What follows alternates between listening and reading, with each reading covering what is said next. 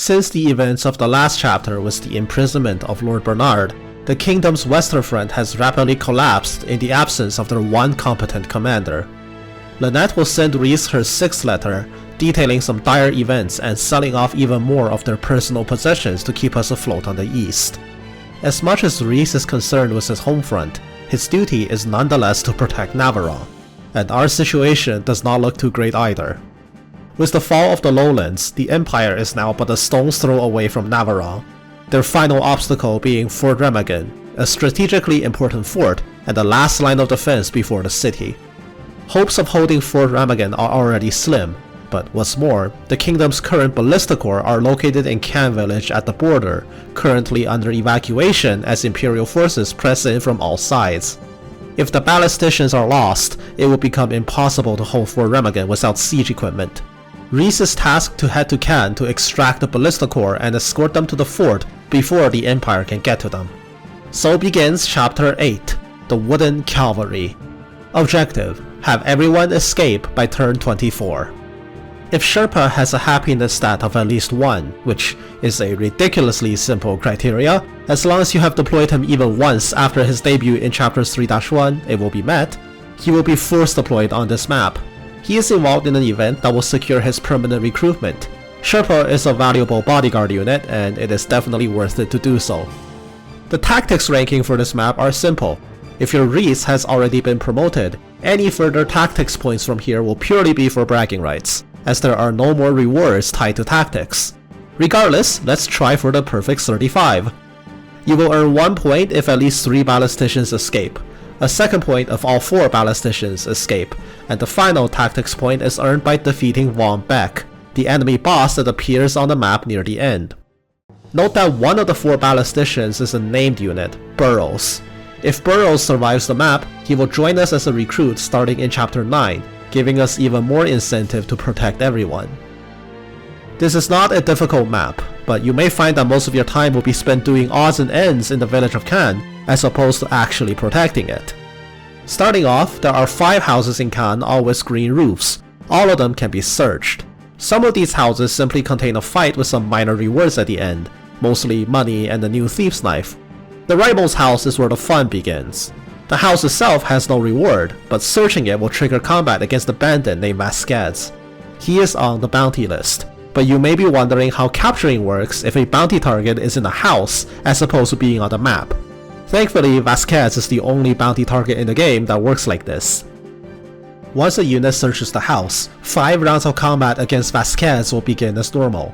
After the scripted combat, if Vasquez survives, your unit can simply move off the tile and he will appear on the map as a normal enemy, with however much HP he has left after the 5 rounds of combat resolved. There are a few ways to set up the cripple from here if you aim to capture.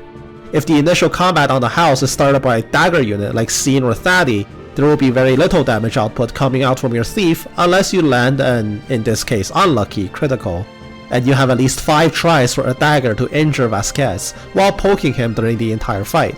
Even if he emerges from the house with chip damage, you can still try for the injury and cripple afterwards. It takes some effort to try and take Vasquez in alive, but it's not so much more complicated that it is impossible. There is a store in the town between all the green roofed houses. Any unit can visit it and immediately trigger a side quest. Completing this side quest is trivial, simply visit the bow shop in Navarone after the map completes.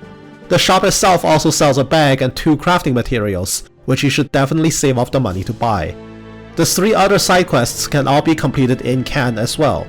Let's start with the simplest one. There's a very distinct tree to the north side of the village. Have Dowd slowly walk over and interact with it to chop it down and complete the quest. Since Dowd is a slow armored unit, this is likely all he'll be doing on this map. Cut the tree and make sure Dowd can still get out of the map afterward. Next up are the NPC villagers fleeing the town. The woman tailing the group is a named civilian named Martha. Have Rhys speak with her. She is looking for her daughter Meryl. After this dialogue completes, Meryl will spawn in on the bottom left corner of the map, spending her time wandering about aimlessly. Move Rhys to speak with Meryl next to guide her out, and ensure both of them successfully leave the map. Finally is the church tile in town. When Ward visits the town, he will try to convince the praying priest inside to leave, only be told to hold off. After this dialogue is triggered, the priest will spend the next 5 turns praying, and finally spawn as a civilian on the map after the 5th turn of the initial conversation. Allow him to slowly walk out of the map afterward. You might find that the enemy pressure in this chapter is surprisingly light, making all of their escapes rather trivial to complete.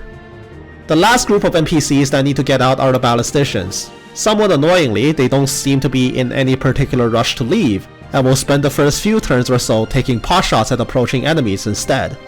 It won't be until about turns 3 to 4 that Burrows will actually call for the retreat, and you may find that even after the retreat is called, the ballisticians insist on leaving cans single file and some others might idle. Burrows, being the last person in the line, won't start moving until turn 8 or so. Don't panic if you see the ballisticians standing still even long after the retreat is called. They have about 20 turns to sort themselves out on the brisk walk to the escape point after all. There shouldn't be any problems with their escape as long as you're keeping the enemies at bay. Let's finally talk about the enemies. They will trickle in from the western and eastern approaches in small numbers. If you're diligent enough about clearing them out, they will never build their numbers up enough to be overwhelming. On turn 10, Chiefess K will appear in the eastern side.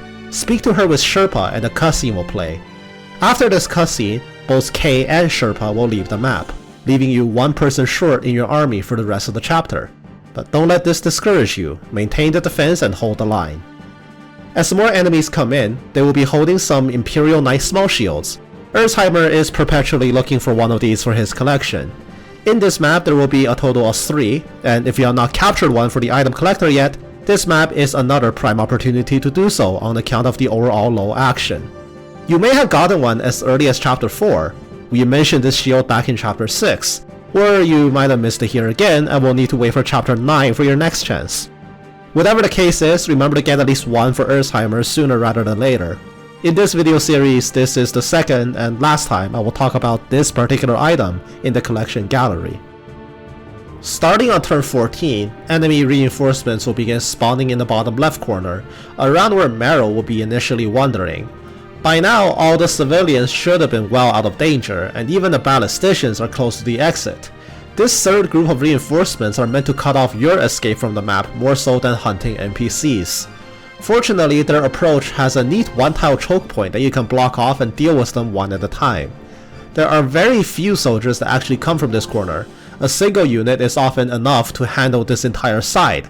Make sure to not panic and oversaturate this corner and stay in the left and right wings, because turn 18 marks the appearance of 2 important units. Starting on the eastern side, a race priest carries a divine brace that he will drop on death. This is the only divine brace that you can acquire in the entire game, with the only other divine brace being a boss item that you cannot acquire, and Erzheimer must buy it for his collection. Even though this is your only chance at this item, killing the priest is fortunately easy. He's about as squishy as they can possibly come, and even infantry units can kill the priest and still make it out in time by taking a brisk walk downhill to the exit. Make absolutely sure that you're targeting and killing this priest by any means necessary to complete the gallery. The other side contains the boss of this map, Von Beck. He is the 3rd tactics point for this map, and we must kill or capture him to secure the point.